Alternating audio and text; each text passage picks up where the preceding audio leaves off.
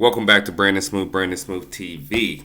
I am back at you with another review. We got Wanda Vision back, episode 6, which is ironically the Halloween episode.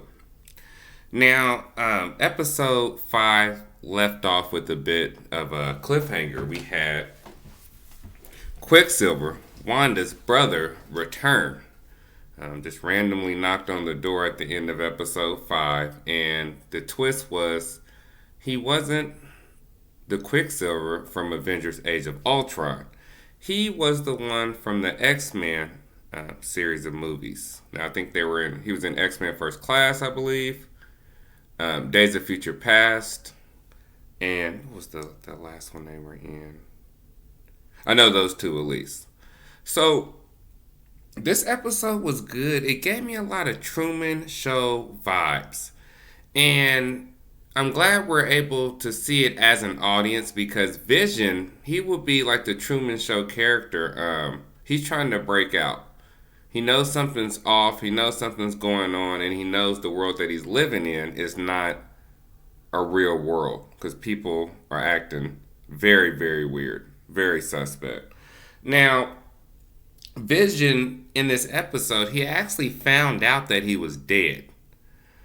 He probed the neighbor lady and, basically turned her chip off or turned off Wanda's control to allow her to actually speak freely. And she was saying, hey, you're an Avenger.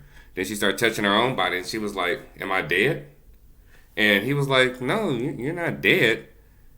And then she was like, okay, because you're dead. So, somehow during the blip, people found out what Avengers lived, which ones died. They had a 5-year period to actually look that over.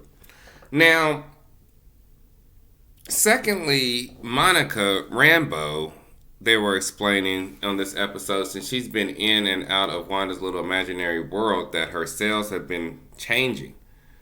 Typically when people's cells change or evolve, they turn into some type of mutant or superhero. So we could be seeing her character leading to actually having superpowers in the future. That'd be pretty cool. And I do like her character. She's very adamant. I like her relationship with, well, not a relationship, but she wants to save Wanda. She sees it from a sympathetic side, while the army and everybody in SWORD, they're either going to use her as a weapon of some sort, or, like I said, they can have her under some type of mind control. Because typically with the government and these shadow agencies, they try to make a weapon out of whatever power you have. Let's not forget, when we found Wanda and Quicksilver in Avengers Age of Ultron, they were taken from their homes, and they were the government there in Sokovia, they were doing experiments on them. And I think that even leads into how they may or may not have got their powers. So this is definitely going to be a platform leading into mutants, obviously, and I don't think that Quicksilver will be the only cameo.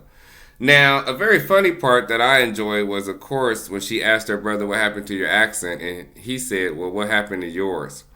Disney and Marvel, they listen to us. They listen to the fans, because we were saying the same thing in between Age of Ultron, and then we went into Infinity War and Endgame. We was like, what's going on with her accent? She has it, she doesn't. Is she Sokovian? Does she have a Sokovian accent? Then it sounds like it's English. You don't know. So that was very, very interesting.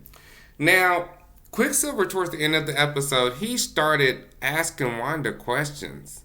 Almost like maybe she did bring him there, or maybe he's some type of spy, or he's trying to get some information. Maybe he was sent in by someone. Doctor Strange is tied to this somehow, or he's going to be tied into it, because, Marvel already released and said that Wanda's going to have a role in his new movie, The Multiverse of Madness. I've said that on previous reviews, and I'm definitely excited about that. So, overall, I've enjoyed the show. Given I didn't like episodes 3 and 4, I thought her having the twins and the babies was too rushed in episode 3. 4 was kind of weird because it was giving me the Shield show type of vibe. But overall, this was a good episode, and it's finally starting to progress. Some shows are slow burns, and I feel like this is a show you definitely have to get engaged in. And then having prior knowledge of the Avenger movies and seeing the cool little Easter eggs and tie-ins that they're doing is fabulous. So I'm going to continue watching it. I know it's the sixth episode. I think we have maybe 10 or so. As always, like and subscribe. And then if you have any suggestions on shows I should review, please let me know. Peace.